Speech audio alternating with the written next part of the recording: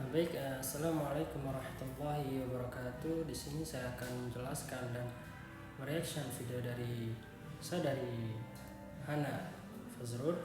Jadi pada PPT saudari Hana ini secara keseluruhan menjelaskan gambaran luas dan mendasar mengenai tasawuf, dimulai dari pandangan sufi terhadap Tuhan, kemudian terhadap dunia dan manusia, hingga tokoh-tokoh penting dalam tradisi sufi tersebut. Penyajian materi cukup ringkas, namun tetap menampilkan inti ajaran spiritual seperti tauhid, kefanaan dunia, tazkiyatun nas, dan tujuan hidup manusia dalam perspektif sufistik. Kemudian bagian yang membahas pandangan sufi tentang Tuhan menonjol karena menunjukkan perbedaan antara pemahaman teologis Islam, rububiyah, uluhiyah, asma wa sifat, dan spiritualitas sufi yang lebih bersifat batiniah. Begitu pula dengan bagian pandangan dunia yang menempatkan dunia itu sebagai media menuju Allah, bukan tujuan akhir. Hal ini memperlihatkan keseimbangan antara zuhud, tanggung jawab sosial, dan kesadaran spiritual.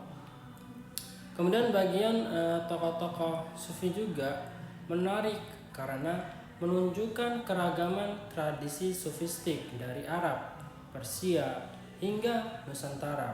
Dengan begitu, pembaca itu bisa melihat bahwa tasawuf itu tidak homogen tetapi berkembang sesuai konteks sejarah dan budaya. Kemudian saya juga ingin mengkritik beberapa poin terhadap PPT dari saudari Hana ini. Yang pertama yaitu dengan struktur yang masih kurang runtut. Masing-masing dari bab tersebut berdiri sendiri, namun kurang ada penghubung atau transisi antara konsep. Misalnya setelah menjelaskan Tuhan sebagai tujuan, seharusnya ada penjelasan bagaimana pemahaman itu mengaruhi cara sufi memandang dunia dan manusia.